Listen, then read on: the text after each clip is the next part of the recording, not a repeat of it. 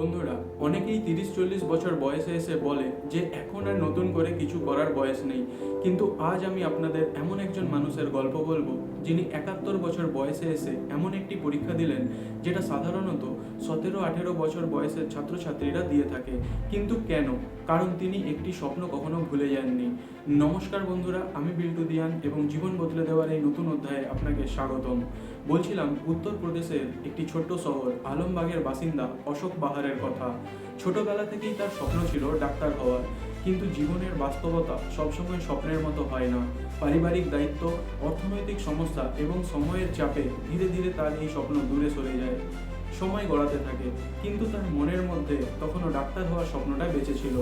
সবচেয়ে বড় কথা, এই স্বপ্নটি ছিল তার মায়ের সাথে জড়িত। তিনি একসময় তার মাকে কথা দিয়েছিলেন যে তিনি ডাক্তার হবেন। অনেক মানুষ হলে হয়তো বলতো এখন আর সম্ভব নয়, এই বয়সে আবার পড়াশোনা, লোকজন হাসবে, ইত্যাদি ইত্যাদি। কিন্তু অশোক বাহার ছিলেন অন্যরকম। তিনি ৭১ বছর বয়সে এসে সিদ্ধান্ত নিলেন যে তিনি আবার চেষ্টা করবেন। তিনি নিট পরীক্ষায় অংশগ্রহণ করলেন, যেটা ভারতের মেডিকেল কলেজে ভর্তি হওয়ার এক অন্যতম প্রধান পরীক্ষা। ভাবুন একবার, যেখানে বেশিরভাগ পরীক্ষার্থী তার নাতি নাতনির বয়সী, সেখানে পরীক্ষার হলে বসে তিনি নিজের স্বপ্নের জন্য লড়াই করছেন। আর এই দৃশ্যটাই প্রমাণ করে যে স্বপ্নের কোনো বয়স হয় না। তার গল্প সোশ্যাল মিডিয়ায় ছড়িয়ে পড়ে, হাজার হাজার মানুষ অনুপ্রাণিত হয়, কারণ তারা সবাই বুঝতে পারে যে বয়স কোনো বাধা নয়, বাধা হলো আমরা নিজেরা নিজেদের ওপর যে সীমাবদ্ধতা চাপিয়ে দিই। বন্ধুরা, আমরা অনেক সময় বলে থাকি যে আমার বয়স হয়ে গেছে, এখন আর নতুন করে শুরু করে কি লাভ।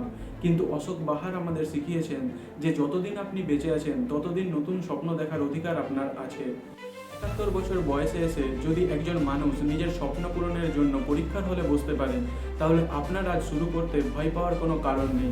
কারণ বয়স নয়, আপনার সিদ্ধান্তই আপনার ভবিষ্যৎ তৈরি করে। বন্ধুরা, যদি এই গল্পটি আপনার ভালো লেগে থাকে তাহলে অবশ্যই একটি লাইক করবেন আর চ্যানেলটিকে সাবস্ক্রাইব করতে ভুলবেন না, কারণ এইরকমই আরও অনেক বাস্তব জীবনের অনুপ্রেরণামূলক গল্প নিয়ে আমি আবার ফিরে আসবো।